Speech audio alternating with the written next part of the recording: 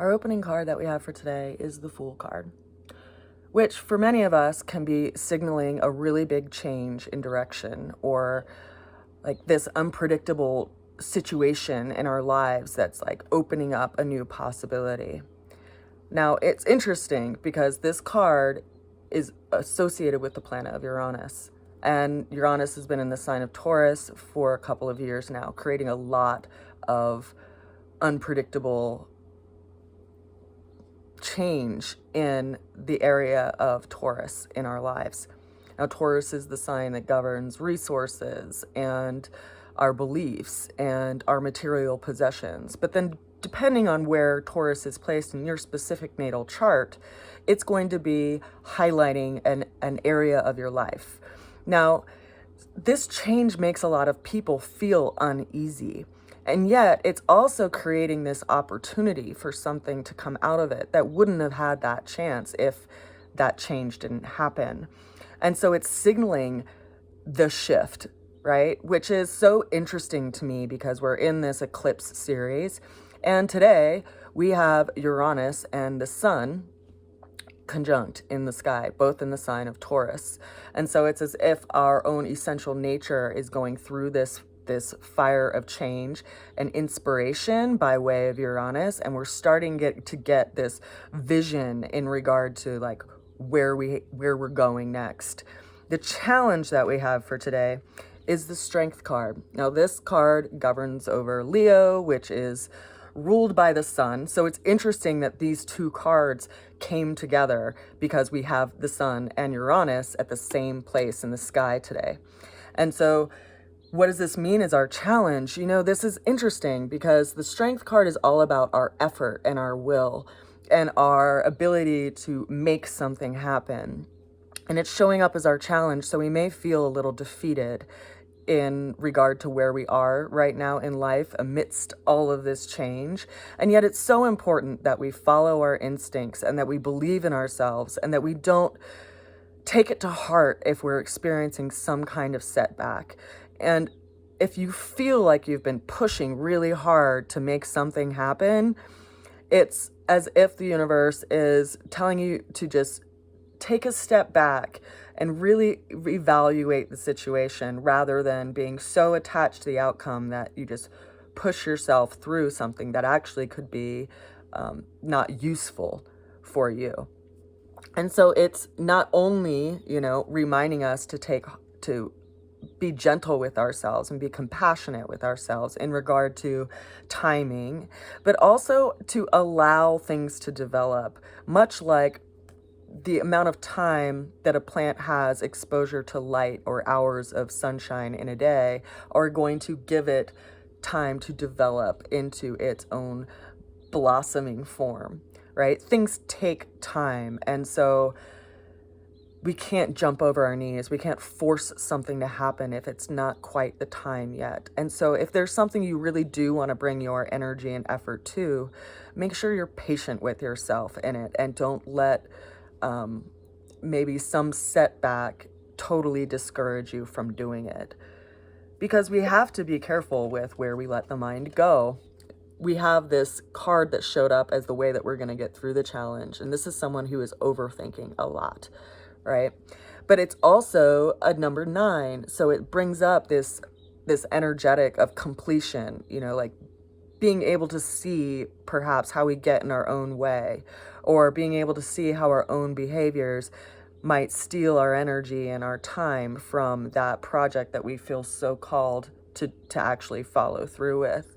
And so how do we have some kind of detachment around where the mind likes to go and its conditioning around, looking at the thing that's not working rather than looking at all the things that are. So our ultimate outcome that we have for today is the Queen of Cups. And this is an energy of like nurturing and mothering something and really tending to something in the way that it needs to be tended to. And it's pretty interesting because it's energetic of like nesting and tending to your own like safety and security rather than, like being out in the world so much, because it's this energy that's related to the sign of Cancer, which is a homebody, right? It's the person who's, spending time with family, and it's also this signaling of, motherhood. And if you're not in a place, if you're not female, it's not like this doesn't speak to you, or if you're not in a place of having a child, it's not necessarily totally to be disregarded. But what are you bringing out into the world? That's like your child, your project, your baby, right? How do you nurture that? And so it's bringing us to a new sense of orientation. Like, you can't push something out into the world before it's ready, right? Even like a child, it needs a certain amount of development before it can go into the world. And so consider that we're in this developing process. We're in this developing stage. It's not quite in its complete form yet.